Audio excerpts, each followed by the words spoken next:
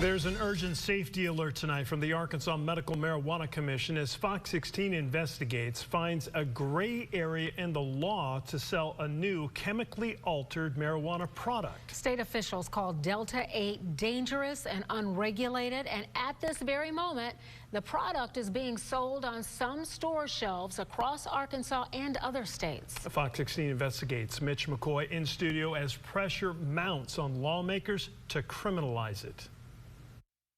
Yeah, hello. The altered version comes in many forms, including drinks and gummies.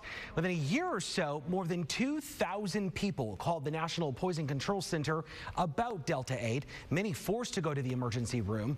One woman in Pulaski County says she nearly ended up in the hospital herself after eating a quarter piece of a Delta-8 gummy. It may be T-Rex. I don't even know what that is. But it's what Connie Taylor purchased here that played the ultimate trick. But I didn't like it the way it made me feel. Taylor has arthritis and was feeling pain. She says the clerk suggested she buy this, Delta-8. It was purple and it had like little designs on it, real eye-catching. That's what caught my eye, the packaging. The packaging, something Taylor believes any child could be curious about.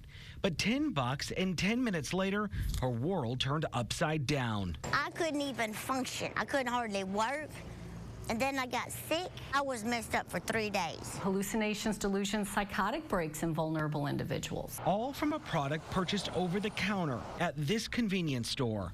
And remember, its fancy packaging? Kids can purchase these because it's unregulated. Understanding the science behind all of this begins with Delta-9 THC found in marijuana.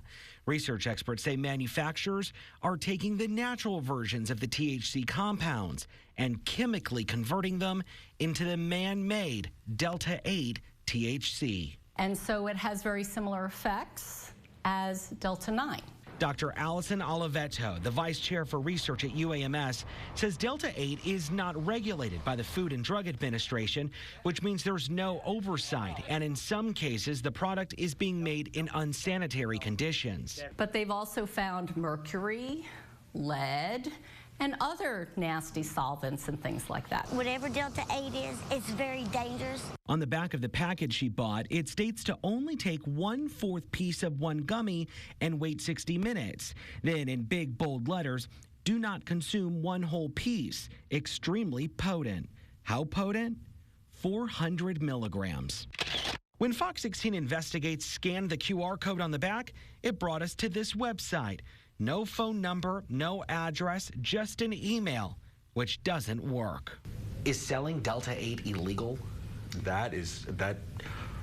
So that depends on who you ask. According to Scott Hardin with the Arkansas Medical Marijuana Commission, the line of legality blurred when federal lawmakers passed the 2018 Farm Bill, which allowed hemp to be sold, but only if it's under 0.3%.